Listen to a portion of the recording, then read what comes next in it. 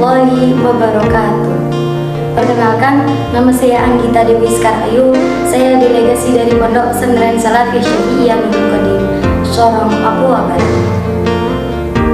Tema kita kali ini adalah mengilustrasikan santri agamis sebagai penerus otoriter bangsa. Kita sebagai seorang pemuda, khususnya seorang santri, harus memiliki semangat berjuang yang tinggi. Mengapa? Karena sebagai penerus bangsa, kita harus memiliki cita-cita yang tinggi. Dan semua orang pasti memiliki cita-cita. Allah pun memerintahkan kepada kita semua untuk selalu berjuang menggapai apa yang kita impikan. Ini dikarenakan tidak akan adanya hal yang berharga tanpa ada sebuah perjuangan. Hal ini juga dikuatkan oleh Allah Subhanahu wa taala pada Quran surah Ar-Ra'd ayat 11 yang berbunyi, A'udzubillahi minasyaitonir rajim. Bismillahirrahmanirrahim.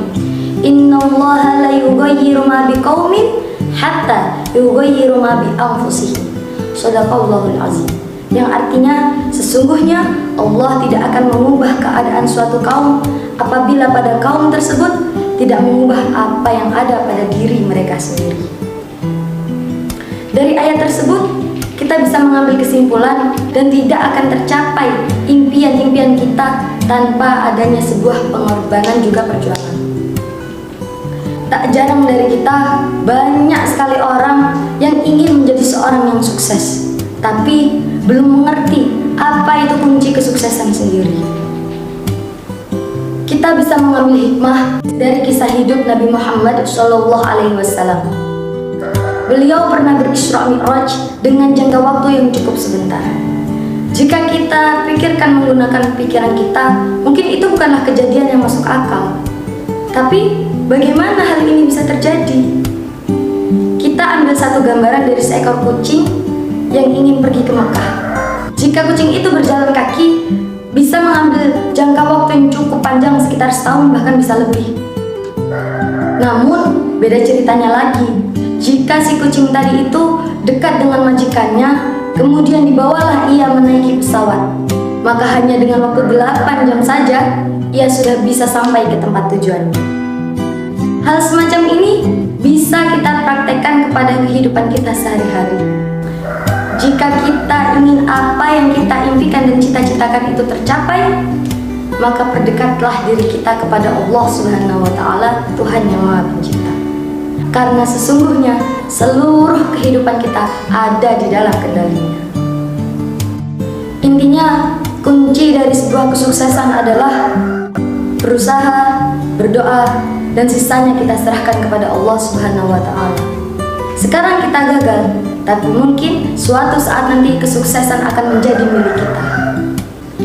Ingat, dunia ini indah bagi orang-orang yang senantiasa bersyukur. Jadi sekecil apapun nikmat yang Allah berikan kepadamu, senantiasalah engkau bersyukur kepadanya. Namun, tak jarang apa yang terjadi tak sesuai dengan apa yang diharapkan. Banyak sekali orang yang sudah berusaha, juga sudah disertai dengan doa, tapi tak didasari dengan yang namanya rasa tawakal. Sehingga banyak sekali orang yang bertanya, di mana keadilan Tuhan? Tapi percayalah, sesungguhnya di balik kegagalan ada rahasia Allah Subhanahu wa taala. Karena sesungguhnya Allah lah yang lebih tahu apa yang kita butuhkan, bukan memberi apa yang kita inginkan. Hal ini juga dijelaskan oleh para ulama. Satudriku ba'dal ayyam annaka faqad muftarul khawfa 'alal mustaqbalika. Wallahu qad a'dulaka qadran ajmala mimma tamanaita. Nanti akan ada saatnya ketika kamu menyadari bahwa kamu hanya khawatir akan masa depan. Padahal Allah Subhanahu wa taala telah merencanakan yang lebih baik dari apa yang kamu inginkan. Kesimpulannya, kejar apapun yang kita impikan, kejar apapun yang kita cita-citakan. Tapi jika hal itu tidak kita dapatkan, maka percayalah, itu adalah hal yang paling terbaik di sisi Allah Subhanahu wa taala. Kita hanya bisa berencana, tapi Allah yang mengatur segalanya. Ana urid wa anta turid, walakinnallaha yaf'alu ma yurid. Syukron. Assalamualaikum warahmatullahi wabarakatuh.